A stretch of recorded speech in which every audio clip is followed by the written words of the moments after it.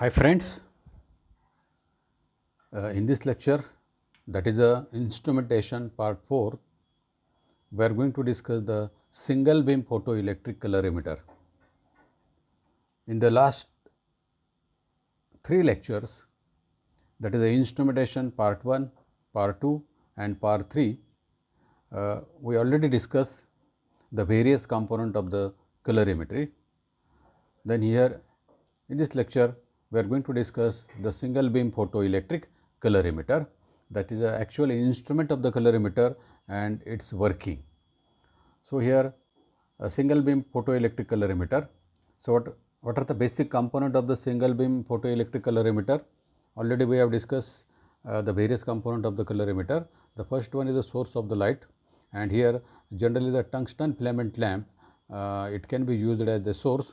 So, here tungsten filament lamp with the concave reflector and the collimating lens, then an adjustable diaphragm or the slits just to obtain the parallel, and here just to control the incoming and outgoing light radiation. Here the slits or the diaphragms are used. Then the colored glass filter for the monochromatic light. To obtain the monochromatic light, here the colored glass filters are used. Generally absorption filters are used in the colorimeter. Then the cuvette, just to hold the solution or just to hold the solvent, cuvette is used, and colorimeter, the cuvette is prepared from the glass. So, here the simple glass tube, it can be used as the cuvette. Then the detector, photovoltaic cell. So, here what is the use of detector? Radiant energy is converted into the electrical energy or the electrical signal. So, with the help of the detector, and in colorimeter photovoltaic cell, it is used as the detector, and here the recorder is the galvanometer. So, here these are the various component. Already we have discussed each component in detail in the last 3 lecture.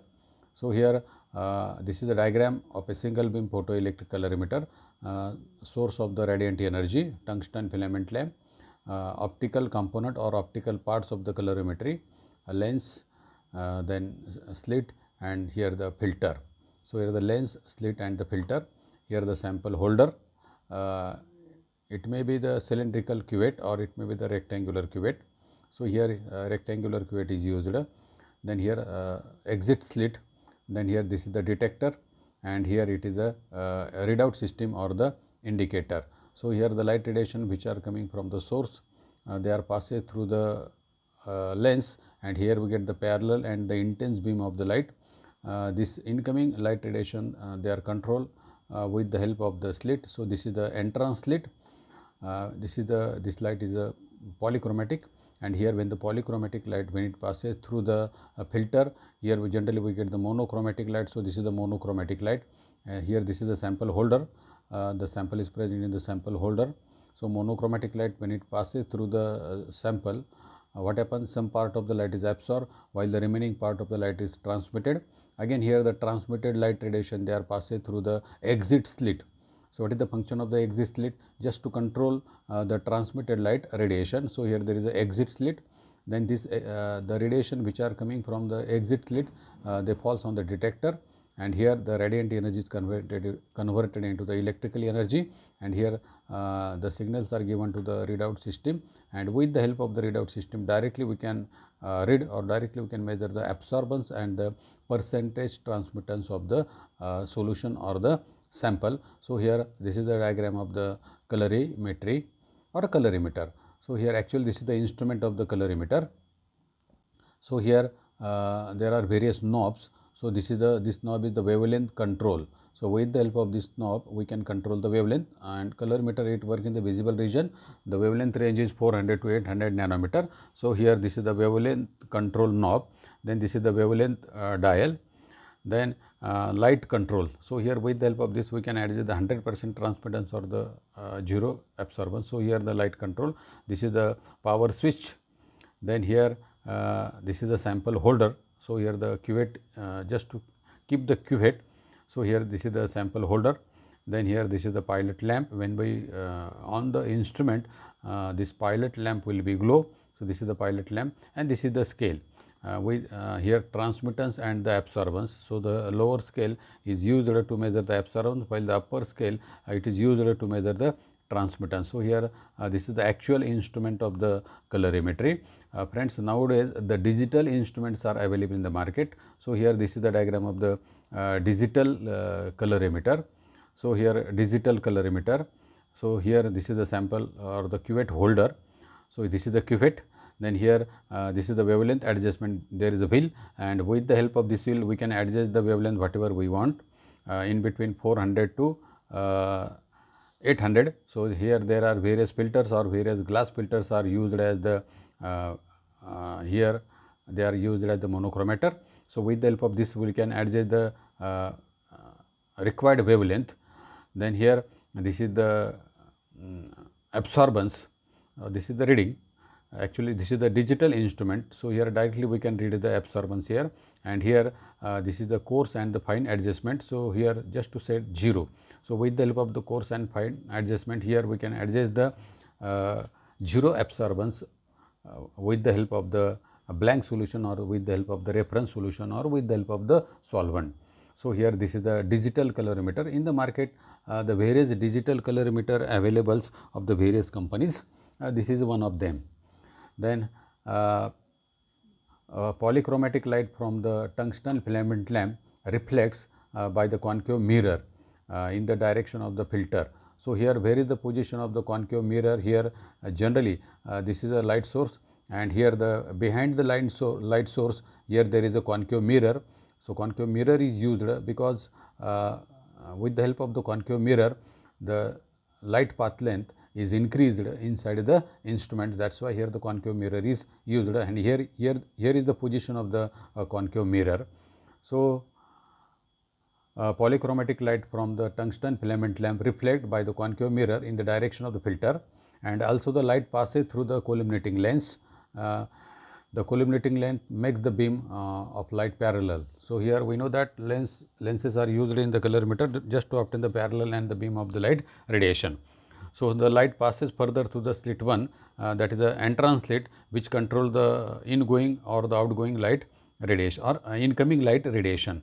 So, here the filter convert polychromatic light into the narrow band width of the wavelength light. So, this is the use of the filter. Already we have discussed the use of filter.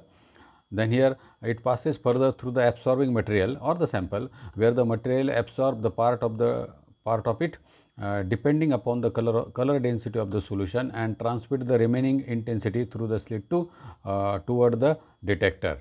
So, here the detector convert light energy into the electrical energy and feeds it to the recorder.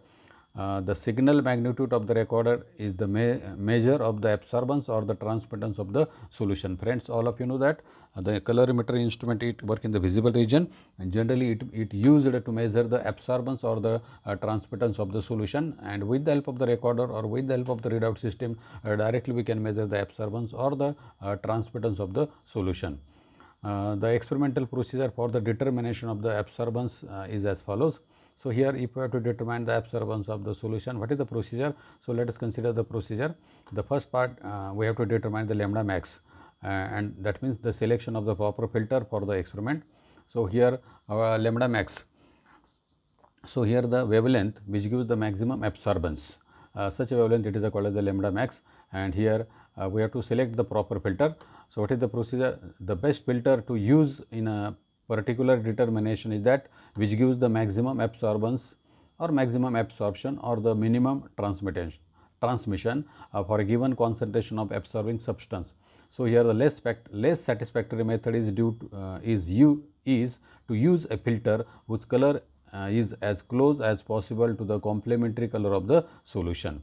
So, this is the less satisfactory method, but here in the last few lectures we have discussed how to select the lambda max and why we have to select the lambda max. So, all of you know that if the lambda max is not selected, then here the Beer's law is not obeyed, we get the deviation from the Beer's law. So, here the by considering the more concentrated solution, here first of all we have to find out the lambda max. Then here that lambda max or that particular wavelength, it can be used for the experiment. Then here the cuvette is filled with the solvent, and 100% transmittance or 0 absorbance is obtained with the help of the variable slit, just to find out the absorbance of the solution. Generally here the solvent is used and cuvette is filled with the solvent. Either here we have to adjust the 100% transmittance or the 0 absorbance. This is the second step. First step is determination of the lambda max. That means here we have to select the particular wavelength. Then here the cuvette is filled with the solvent and 100% transmittance or the 0 absorbance is obtained with the help of the variable slit.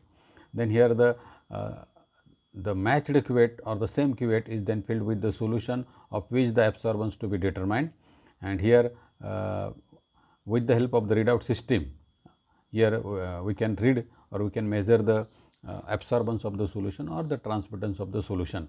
So, here the deflection in calibrated meter with respect to the absorbance or 100% transmittance gives the absorbance of the solution. So, this is the procedure to measure the absorbance of any solution with the help of the colorimetry. So, here friends, when we consider the single beam instrument, it has one disadvantage that the incident radiant power suffers variable due to the fluctuation in the voltage supply to the source. And here if there is a fluctuation in the power supply, then here the measure absorbance is not accurate. So, here this difficulty is recovered either by use of the storage battery or by use of the constant voltage transformer to supply the current. That means, here we have to use the stabilizer in case of the single beam instrument of the colorimeter. So, here generally here the stabilizers are used. So, here this is about friends colorimetry. That means how to measure the absorbance with the help of the colorimetry. So, let us consider the last point, that is the characteristics of the colorimetry. Already we have discussed the various component of the colorimeter, as well as we have discussed the instrument of the colorimeter and the working of the colorimeter. So, what are the characteristics of the colorimetry? So, first one is it uses the filter. Just to obtain the monochromatic light, it uses the filter. Absorption filters are used. Then here it uses the narrow band of the wavelength. Then it is used only in the visible region. Colorimeter it work in the visible region, spectrophotometer it work in the visible as well as ultraviolet region. So, here colorimeter it is used only in the visible region. It operate at wavelength of the filter available. Generally, here when we consider the instrument of the colorimeter, the 12 filters set is available. So, here it operate at wavelength of the filter available. It uses photovoltaic cell as a detector. So, photovoltaic cell is used as a detector. Then here its sensitivity, the instrument colorimeter, its sensitivity is less and it gives a less accurate result, while spectrophotometer it gives the good result or the accurate result. But here what is the important in case of the colorimeter as compared to the here the spectrophotometer, the colorimeter is the less expensive. So, here that is the important characteristics of the colorimeter. That is why generally in chemistry laboratory colorimeter is used for the measurement of the absorbance and the transmittance. And here it is less informative since broadband of the wavelength is used, that is why it is less informative. Friends, these are the some characteristics of the colorimeter. So, here this is about the instrument colorimeter. Thank you.